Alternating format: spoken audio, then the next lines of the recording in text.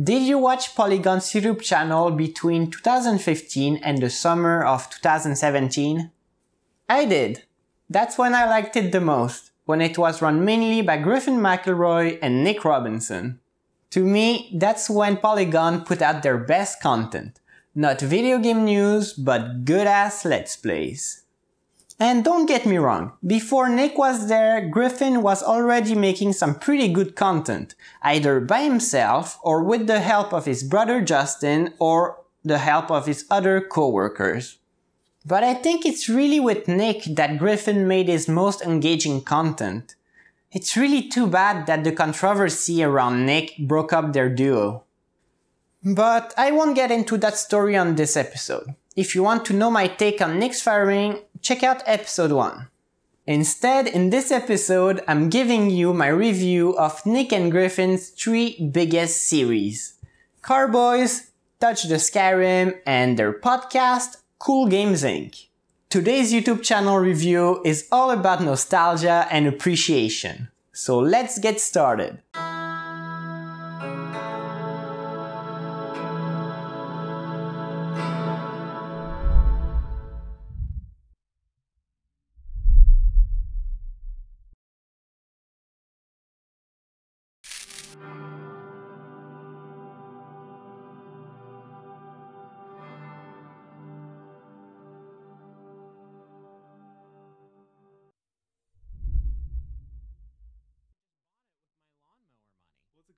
This is BeamNG.drive. It's a game about saving up real-world money over the course of years and years and years and using it to buy really nice cars that you can just kind of look at. There's some really good reflections. You can kind of see a little bit of a reflection there. But yeah, it's basically just a high-quality model simulator. A lot of them look really good. Yeah. They're very HD and very beautiful.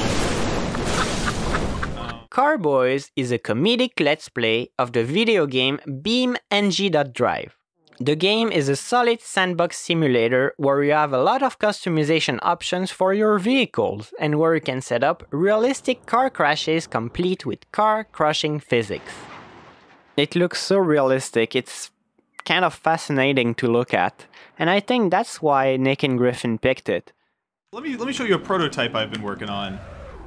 The basic format of the series has Nick in each episode showing Griffin the cool new thing he discovered you can do in the game.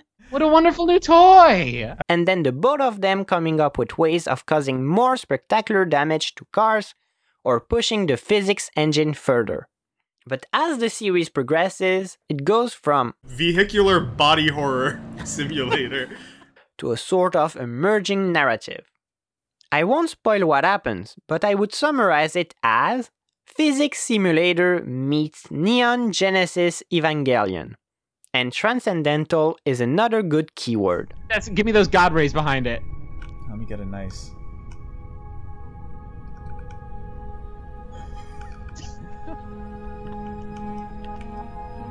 Oh, he's shrugging it? Formulating.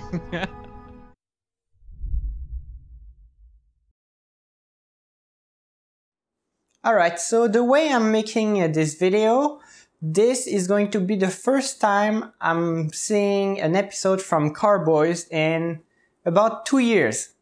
So that way you'll get my genuine reaction. We're back in the wonderful world of BeamNG.drive. Vroom vroom, strap on your seatbelt, baby. Yeah, well, that's the classic thing that we do every time we sit down to play this game, but this time something feels a little different to me. I don't know. Oh, Nick, what have you done to the video game BeamNG.drive? Something, I chose this very unlucky number right here. Oh, God, that's a lot of mods, my friend. But rather than hop into this and spoil it, I think we should just go right into the game. We'll pick a level.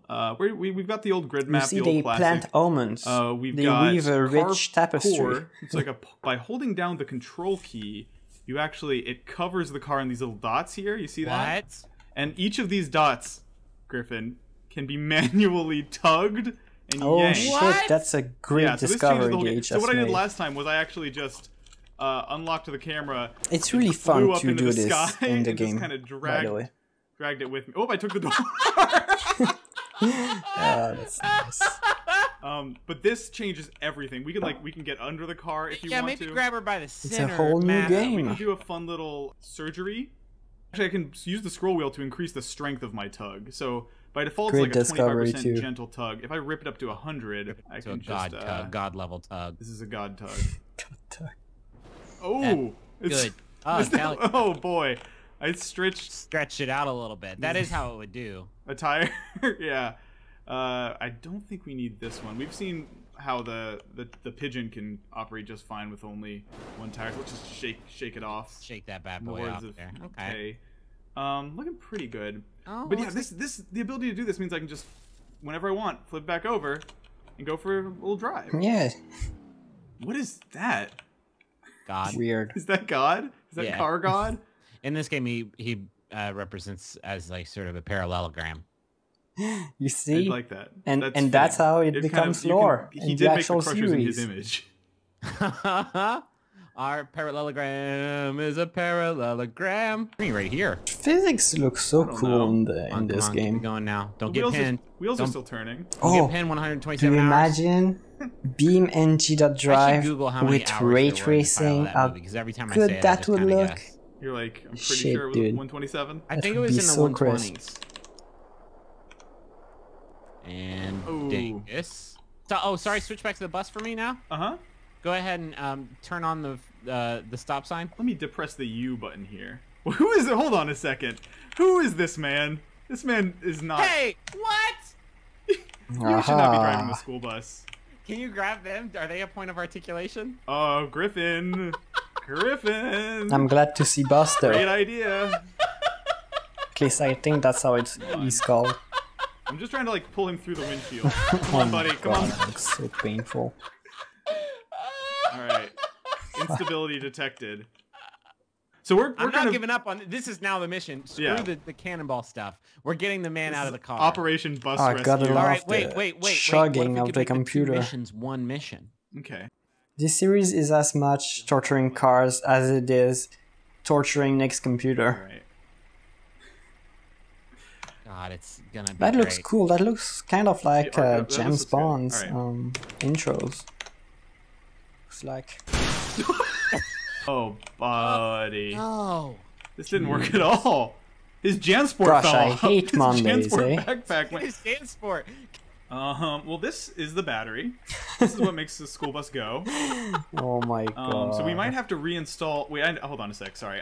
I know a little bit about cars. I know where this goes. It goes right in there. Yeah, the battery School slot. bus, ready for action. Come on. Damn, Busto, how you doing in there? Are you liquid yet? We should check on him on this shot. Busto's just juiced now. Oh, boy. This thing is sturdy, and well, I mean, this is looks one way. Looks like a laser beam shot right through the bus. Well, not the kids in the front row. Well, I think the kids in the front row are still good. Busto's just super. How many cell phones does he have? What is going on? Oh, he's a drug dealer on this. There's his burn. He's got his sun chips. Oh, there's a bag of chips. Why? I mean, that's pretty good. We're examining the crime scene here. It appears the driver was speaking on 2 different cell phones while eating Harvest Cheddar Sun Chips out of his backpack. Nick, that's the funniest moment of a video game that's maybe ever happened to me. Let's send this flying. Throw him up to the sun. They're true sun chips now. Yeah, sun chips. Dude. Oh my god. Yeah, I want you to grab those sun chips. I didn't laugh as much as I remember I laughed the first time I watched it. I remember I lost it just like Griffin when they found the sun chips bag. It is pretty amazing though how many things that were modeled into that bus. Like the car battery, I think there was a cell phone or 2, some kind of backpack I think I saw in there. And the sun chips. It's pretty funny, you know, off the cuff humor. You can really see how, you know, they've taken their roles. Griffin is there to just be the audience, the audience plant, the kind of the fish out of water, you could say. While Nick knows exactly what mod he put in and, you know, what's new. Probably. Yeah, I'm sure he doesn't completely improvise each episode. He probably knows the kind of things he'd like to try. And of course, Griffin might too. But it seems pretty much improvised though, the way it flows. Pretty cool. It's gonna be fun to rewatch it again. So yeah, let's get back to the review. I just got done rewatching Carboys. This is my third viewing of it, and still I had a really good time with it. Like you saw in the previous segment, the show doesn't make me laugh all that much anymore. But when I saw it for the first time back in 2017, I remember laughing my butt off. But watching it again for the third time, I still get the feeling of hanging out with friends and having a good time. And once again, like the first time I watched the series to its end, I had the feeling by the end of it of having been witness to something grand, something beautiful. Let me step back. So Carboys works on two levels. On the surface, the show is about Griffin and Nick hanging out, playing BeamNG.Drive and trying to entertain themselves and the audience by demolishing cars in the most spectacular way they can think of. This is how the show started, and this is the brunt of the series. Two guys having fun in a physics simulator. But then you have what sets the series apart, what people have termed the emergent narrative. The part that makes the show a bit like an anime in the vein of Evangelion. Like this thing is some sort of dark traveler that visited its curse upon Busto. Oh my god. But this is it, man. Like this is Jesus Christ. whole see like this. What in the fuck is this? What? Has been leading up to this, dude. But what is an emergent narrative? I hear you asking. An emergent narrative is the inverse of a scripted story. It's a story that develops organically when people interact with a system. A conventional example of emerging narrative would be improvisation. People come up with scenarios and try to work with one another to create a story together. Another example would be role-playing games like Dungeons and Dragons. There, you have a dungeon master who tries to guide the campaign towards a certain resolution, while the players are role-playing and contributing to the story in their own way, and the game itself, with the randomness inherent to it, is taking the story in yet another unpredictable direction. In the case of Carboys, you have Nick, who's controlling the game and editing the video, Griffin, who reacts to Nick's actions and provides half the comedy, and the game itself, whose limitations bring unpredictability. Indeed, it's because Nick and Griffin embraced those little moments of randomness in the game that the emerging narrative was able to develop. And it's these unplanned events that bring joy and beauty to the whole Let's Play. Oh, okay. Okay, good. I think that was him trying to tell us. Please, God. What? What?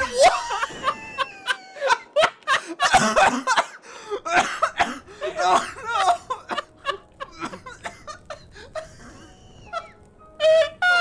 Okay. We need to quarantine him. He's too powerful. He's fighting back. We shouldn't have tormented him, Griffin. We didn't know his power. We didn't know his strength. Fuck.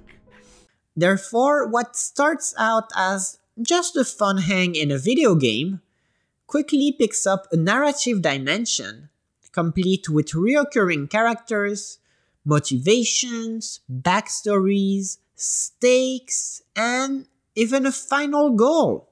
So when you arrive at the end, it's not just an arbitrary ending, it's a full-on resolution.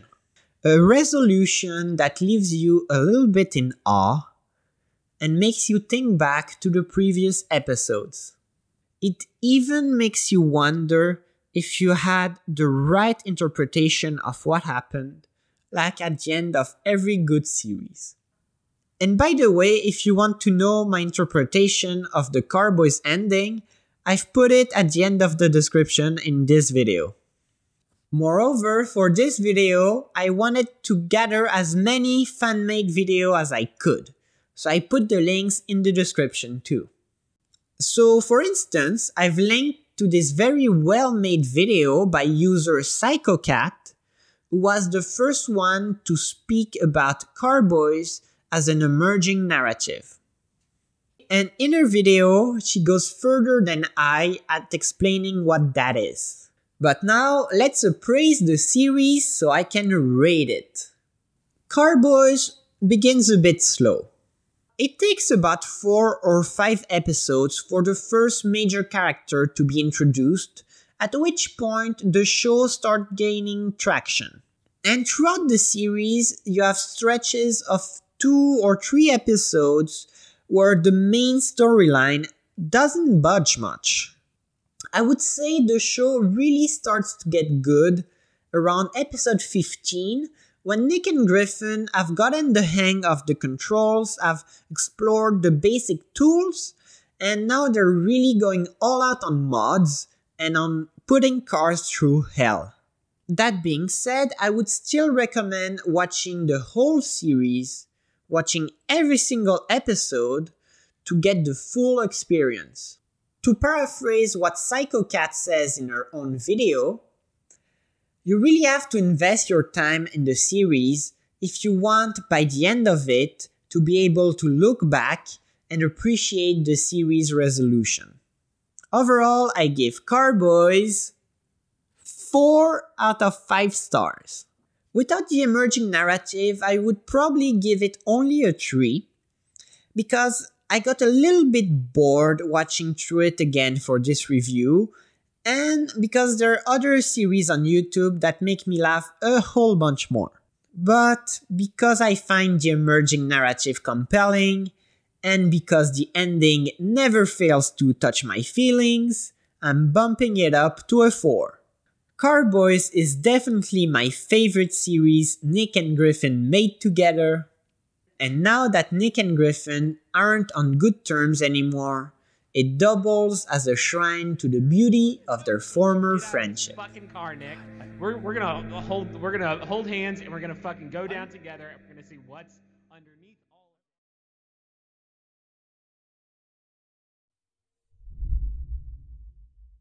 Time you think you see something that has been tweaked from Todd's original vision. Oh, fun. Okay. Then you just you holler. Yeah, so here's that iconic Skyrim intro. You're on the wagon, right? You're gonna go get executed. It's really foggy. Is that a... No? Okay. Okay, hold on a second, Griffin. This doesn't feel right. That's distinctly a hand. That's many hands. That's too many hands. Mod discovered. Touch the Skyrim is a let's play about, you guessed it, Skyrim. This one is a bit in the vein of Carboys because of its transcendental moments and because the boys are also attempting to break the game. But this time, the premise of each episode is that Griffin has installed some new mods into Skyrim and Nick has to spot them. Holy shit. Go! Pikachu sucks. Mod discovered. As you can see, Nick and Griffin sort of swapped places. So it's now Griffin who's steering the boat and Nick who's providing his reactions. Zoop. Oh, he looks great! Oh, and it's fast as all get out, too. I'm not even in turbo mode. There we go. And of course, once the mods are spotted, Nick and Griffin try to push them to their limit. And like with Carboys, that recipe makes for some really funny spontaneous moments and for a few genuinely beautiful images. God, they're going north for the winter. Holy shit! The fucking face of God. Are you kidding me? Are you kidding me?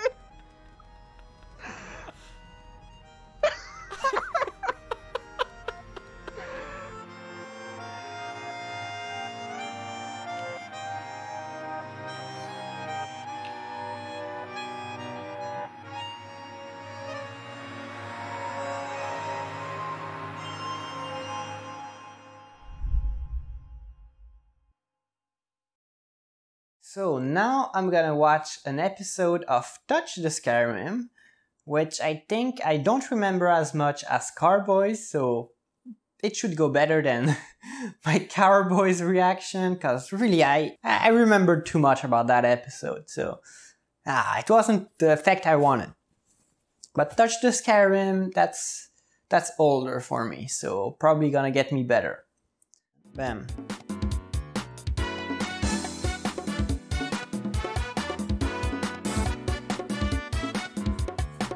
Hi Nick, welcome back to the Skyrim. What's the show? Touch the Skyrim. The Elder Scrolls 5, Touch the Skyrim. Touch the Elders. It's Touch the Elders with your friends Griffin, Nick, and Todd. Hi Todd. Hey Todd. Todd's so shy. I'm remembering now, last time we broke sort of the critical path of the game, we also destroyed time. Is not working so great anymore. Flow of time is a little dirtied up, and we did knock those old men down the building. Gonna actually load or not? Oh, there we go. Oh my god. Awesome. Oh, shit, oh there's my a dragon. god. Oh fuck, I just heard the train. Thomas the Tank Engine. Nick, I didn't remember Nick. that. The hands might actually make it harder to fight Shit. Thomas. That's That not is so Thomas. cool. That's a red one. That's No, so dog, that's cool. Tommy. That's Tommy for sure. That's the big red one. I don't think we're ready for this. I don't know that we can do. Oh Jesus, no. The speed at which that moon ascends is brutal. Let's get into Hidden Grove. The Hidden Grove. I don't remember that from the Skyrim games. Oh. This is Nick, so epic where with the fuck are ends. we?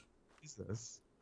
Well, shoot, I'm sure at some time this was a grand construction that would give us the tool that we need to put time back in its place. Oh, is this the Temple of Time? Oh my Discovered. god. No Zelda way. Temple of Time. Let me just put the spiritual stones up in here Oh real my quick. Oh, gosh. All right, we got yeah. all three. We got That's the hold blue on. one. cool. I don't have them. Let's just put some random garbage on here and we'll... Okay, what are Like the the equivalents Master of the Sword. three? we got to put a Cabbage of Destiny up Oh, on yeah. there. Obviously. I think a penguin egg. No, Oh. don't dump all 19. No, I'll Griffin. put all 19 just in case. I don't know if any of them are actually going to land on the dais. Perfect. Perfection. Wow. We got all of the spiritual stones. That's of forest and of fat and bone.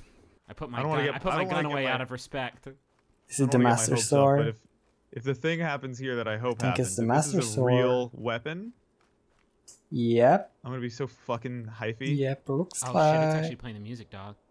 Man, I'm gonna be just real walk quiet. slowly. Yeah, this is a moment. It's playing Bone- the fucking music, dude. I'm having a panic attack. Bone Dog is the hero of time. Yes! Yes! Can he Oh my shoot? god, look at it! Oh my doesn't god, it shoot. looks so good! And now It's kind of jokes on fun. them. I got the Shoot, sword. Now I can shoot. take back all the spiritual Yeah, stones. Beams. So it's not Kind the of an Master Indiana Jones Sword. situation. Sorry. I'll leave one uncle here. I forgot. Oh, I our forgot old he was friend. here. Yeah. What? Where's that? He's not fucking- allowed in the Temple of Time, I guess. Where Oh, are there's you? I like a hear you. mask. Ugh, every time Every you turn fucking time, yeah. Oh yeah, from Crash Well, there you, Bandicoot. okay.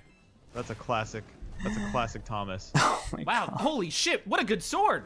All right, one more hit. Ah, boom! Right in the brain. Now let's watch his face as he Oh. really. Oh, my shit! Nightmare fuel. And Let's head back home to home base, and Okay. maybe we'll find some answers there. There, maybe. by home base, do you mean You know, The Whiterun, the small only town like, of Whiterun? the Yeah. only good village in the game. Griffin? Griffin, is that one of Santa's Santa's elf. elves? Mod discovered. Oh, that is That's awesome. weird. I guess they're still celebrating Christmas time here Okay. here in Whiterun. That's weird. Very festive with the hands. This is supposed to be a Christmas tree, but I forgot. Oh no! Everyone gather around the Christmas tree. Everyone gather around the Christmas arm. Oh man, we fucked this up so Wow. bad. Hey, little wolf. Tails. Oh, Fucking Griffin. Mod discovered. Great Main or Battleborn? Let's play Battleborn. You know, we're coming up on the 1 year anniversary of that game. nice. My favorite holiday. My own personal Christmas. Okay, we're in trouble What? because of maybe I just feel threatened. There's some sort of primal force awakening in me. Well, Bone Dog hates when children are getting attacked. Yeah, That's his and- least favorite shit. It's giving me a newfound power. It's awakening something inside the Master Oh, Sword. I think I remember Let's- what that is. Oh, that is so cool. Did you freeze time completely? What? It That seems like I is froze right. time a little bit. What? I didn't remember that was what the happens when you kill a episode. time-frozen elf? Just like in Dishonored. Let's see what happens. Alright, unfreeze time. That's so cool. How's it going to be for these elves? Oh, that's awesome! Mod discovered. What if you just go for the feet? Kind of put a spin on him. Oh, I see. Dance for me. Put a little English on Farengar. I Where mean, is- where? Just gone. Just gone. I think he went over to completely. BeamNG.drive. This looks like time-lapse photography almost. It's beautiful. You've sort of combined them into one. We're gonna blow a hole in time, and maybe that'll sort of right. I'm just so sad about Tails' yeah, proximity Tails, to poor this, Tails. this No, whole he'll be, situation. Tails will be fine. You know, it'll just pop a Chaos Alright, as long as Emerald you can promise me Tails afterwards. will be Tails fine. is gonna do great in this environment. All right. And Bazinga. Oh, Oh. Oh damn! Hey, Tails. see? Hey. That's There a he good is. doggy. Look at him. Technically, he's a fox. Santa is hobbling away. All right, we gotta get the fuck out of here. Last time we did a video, you asked me to make Skyrim unrecognizable, and I'm wondering how I'm doing in That that. poor yak. Griffin, you are getting close. I like Skyrim in episode 1, episode 2. It was still Skyrim. This game is a new game. Yeah, give him a kiss. Oh. Aw, great ending. Nice. Nice, that was great. I laughed a whole bunch more than I did with Carboys. Can't believe people put Zelda mods in Skyrim. I guess, no, it's super compatible, but it's funny. And I think they also have an episode where they installed a Mario mod, which is pretty hilarious. And I tried that mod, by the way, on my own time, and gosh, it's so stupid. But it's fun. I love the mods. That really makes me smile. Because I love mods. I put a bunch of mods in all my Bethesda games until my games would break and I would lose all of my progress, and then I would just reinstall the game from scratch and not put mods anymore and finish the game and then put a whole bunch of mods, and the cycle continues and continues, and I just play the game like 5 times. Alright, let's move on. Back to the review. I'm done rewatching Touch the Skyrim, and I gotta say, even though this is my 3rd time watching it, I still laughed a lot. Like with Carboys, Touch the Skyrim has elements of emerging narratives, such as plenty of randomness and reoccurring characters, but contrary to previous series, I find this one a lot more comedic, but also shallower. I had more laughs rewatching this series, but at the same time, I was a lot less attached to it.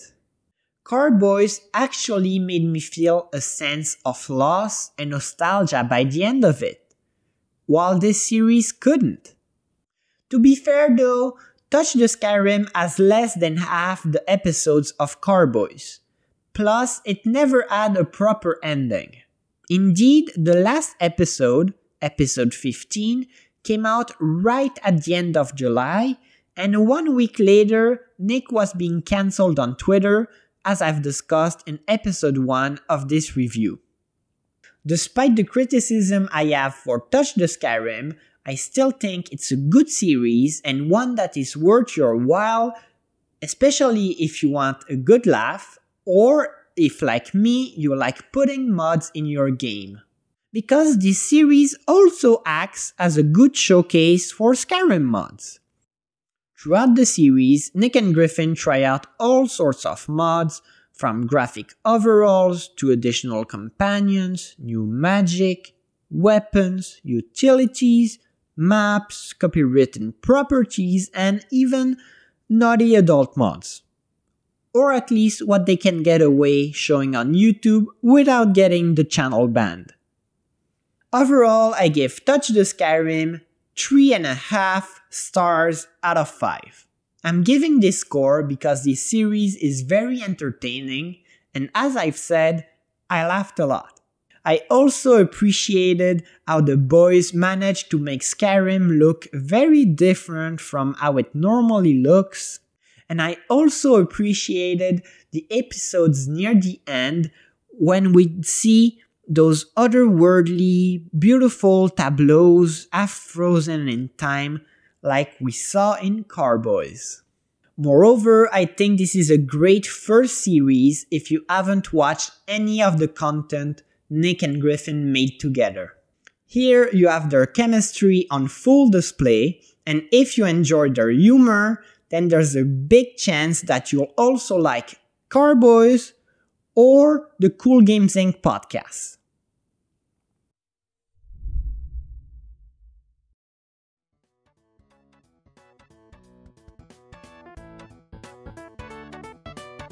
Nick, I don't want to waste too much time. I feel like when a new podcast launches, a hit new podcast launches, they just waste a bunch of time fiddly farting around. Oh yeah, this whole like preamble, like getting way too like, let's not build it up. Let's just get right into it. Right. I don't want to assume that this is the only episode of this podcast that people ever listen to. And that we have to like get a bunch of stuff out of the way. I want us to like get to the meat, the heart of the matter. We can introduce ourselves. I'm Griffin McElroy. I'm Nick Robinson. We work for Polygon. But we're getting into a new business now. We're not just like looking at, playing, talking about games and then shitting all over them. No, we are shitting on them way earlier in the process now. We had figured we could cut out the middleman. We don't have a name for this podcast yet. I suggested Dr. Polygon's Game Clinic. And I kind of went out of my way to not give you a yes or a no on that and kind of let you reach your own conclusion. It's kind of... If anything, we are the wet nurses, the midwives of created game ideas. I think there's something to that. We're the game midwives, right? That's bad. That's also a bad name. We're the game epidural. It'll come to us. All right, we'll get there. Well, then let me hit you with this for a potential podcast title: Boy 1 and Boy 2. I like that. It's got a Seussical thing that I think I wasn't expecting going into this. Is Game Boys taken? I think as long as we make the S capital to make it really clear that it has nothing to do with Game Boys as the Game Boy, I think. Well, I was thinking it would be Game Boys capital S and then TM. Game Boystem. So it's like the trademark thing, but like embedded into the title itself. No, it would be the actual trademark, and it would also be the same font as the Game Boy. Okay. And also, it would be called Nintendo's Game Boys. Is the name of the podcast. All right, I've got a category. I've got two. CoolGames Inc. is a bit of a different beast from Carboys and Touch The Skyrim. For starters, it's a podcast. The concept is as follows. Listeners come up in 1 or 2 lines with the idea for a video game, and then Nick and Griffin riff on that idea to elaborate it and to reappropriate it into their brand of comedy. How about this one from John Dude Bro? I'm obsessed with this. Tony Hawk, but with trucks. Oh, that's a very visceral image right off the bat. Like, I immediately picture a big wheeler doing like a 50-50 grind. Side B, which is Good Soy Bun on Twitter, says, boy band maker, like style-savvy trendsetters, but for boy bands. Choose the names, the style, the themes, etc. This is so good. I'm imagining a sort of rhythm game RPG with a bit of Lemonade stand simulator in there, only instead of Lemonade, it's boys, and they're singing and dancing. If you do good, you earn more money, and you can use that to upgrade your boys with augmentation. They'll often come up with a title and a tagline for each suggestion, and I'll go through many of them in every episode. At the end of it, they have to settle on which is the best potential video game, at which point they bring in a guest to whom they have to pitch the idea. All right, I think the one we're going with is this virtual. It's got to be VR based, right? Like let's totally establish some facts. VR based, rhythm karaoke game, MMO musical. What are we calling this thing? I mean, lately we've been figuring out the names with the help of a special guest, and I think this could be our chance to do that. What about Broadway Dreaming? I don't know about Broadway Dreaming. I'll put it in my back pocket. How about Broadway Baby? I do like. Okay, see now you're just speaking my language directly. How about we call it Fiddler on the Rift? Fuck. I guess we do. Does that? I don't want to box out the Vive. Yeah, the Vive users or even shit. PlayStation VR. All right. Well, it'll come to us. I think it's time that I think this nug is polished enough. I think we should get our special guest on. Alrighty, I'll bring her on. Since it's a comedy podcast, the ideas they come up with are rarely practical and would often be really challenging to implement in an actual video game. But at the same time, the boys are very imaginative. So a few times during the series, they actually came up with ideas that would make for some genuinely fun or innovative games. Or for some ruthless cash grabs.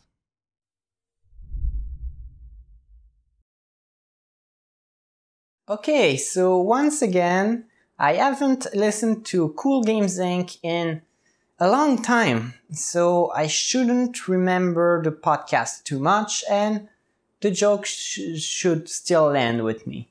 I remember really liking the show. I remember the first episode is hilarious.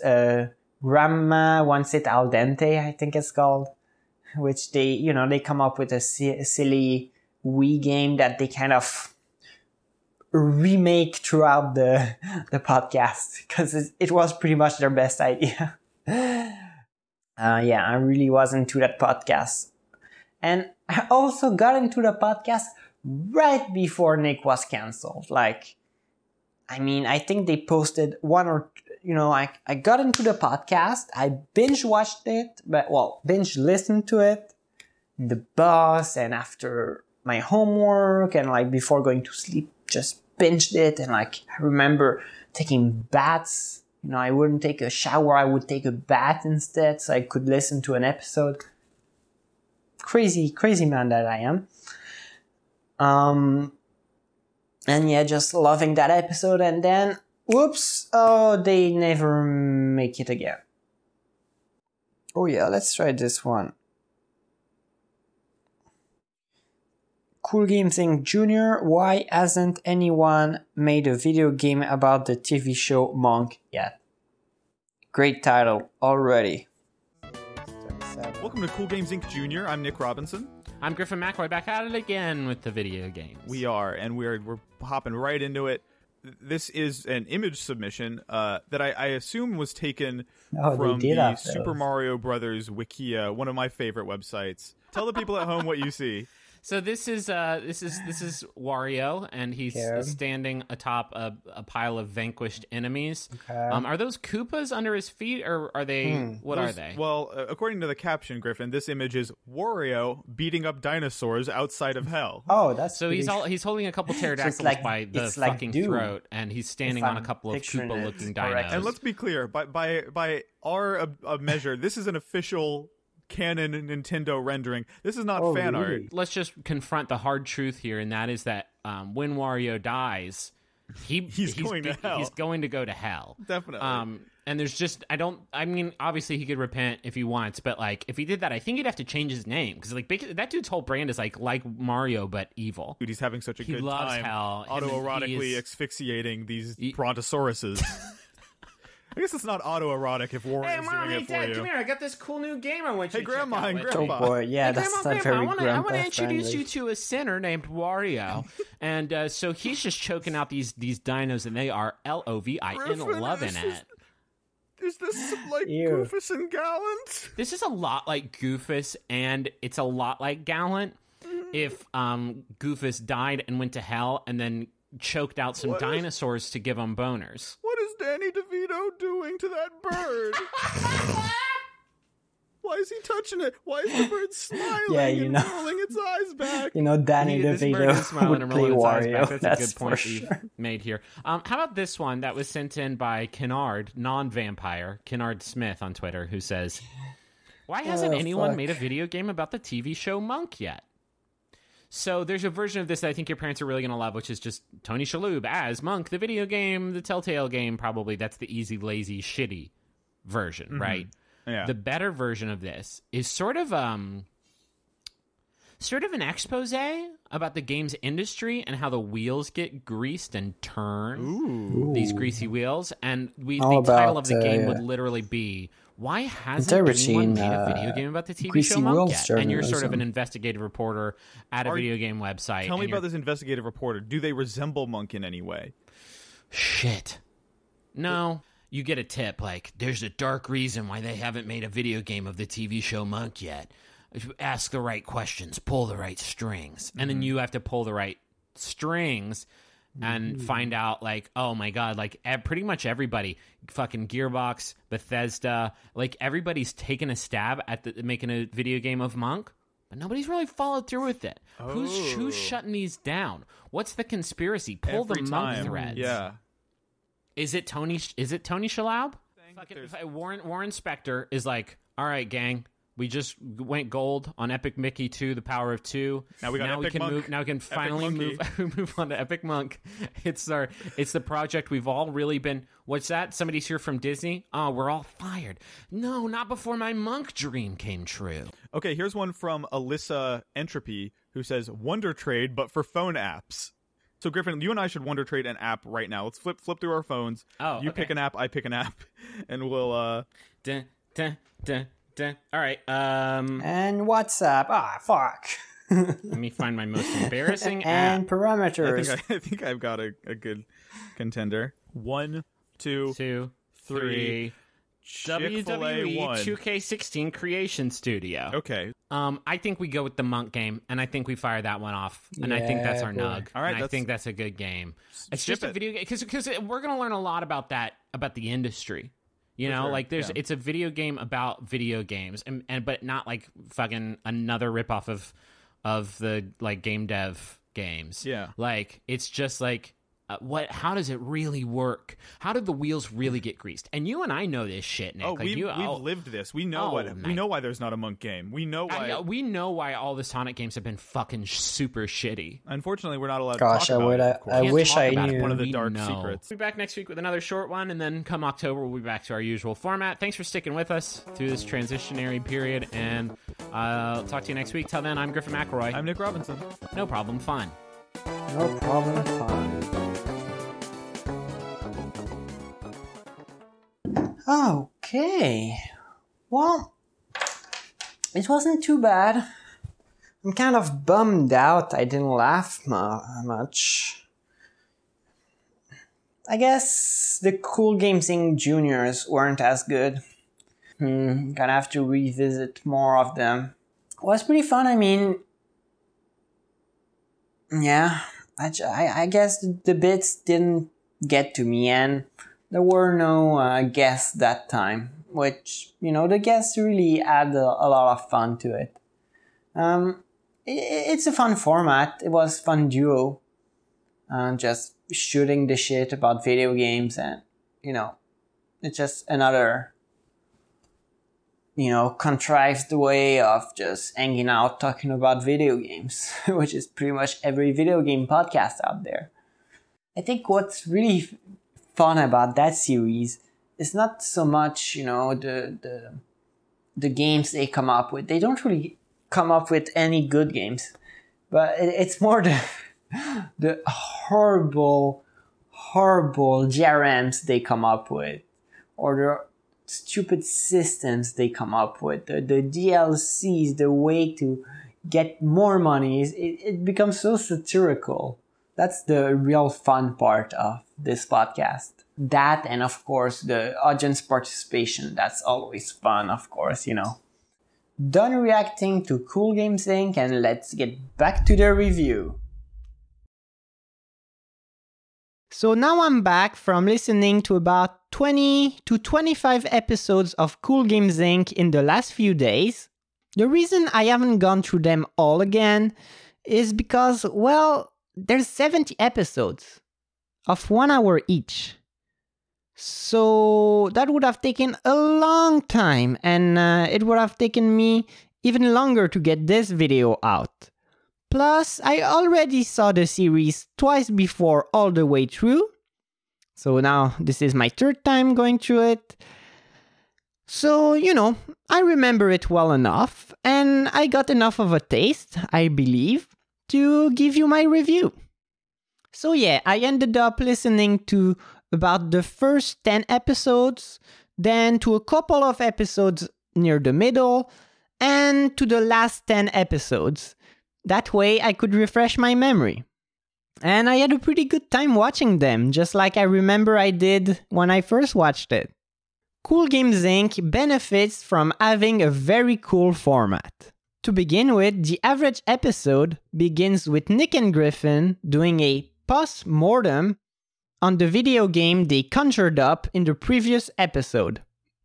This translates into a comedic improvisation on how the video game was either a massive hit or a spectacular failure.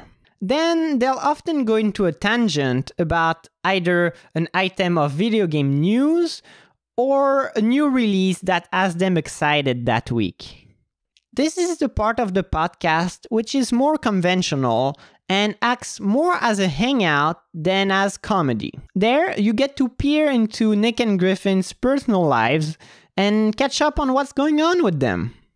On a good recording session, those hangout moments will only get peppered in once in a while dollar episodes are full of them and they start taking huge chunks of the runtime. Then we arrive at the real meat of each episode, the part where Nick and Griffin pitch to one another listener suggestions, and they riff on them to elaborate and distillate a great game idea out of them. Something innovative and something funny, comedic, but also something that would be nice to play.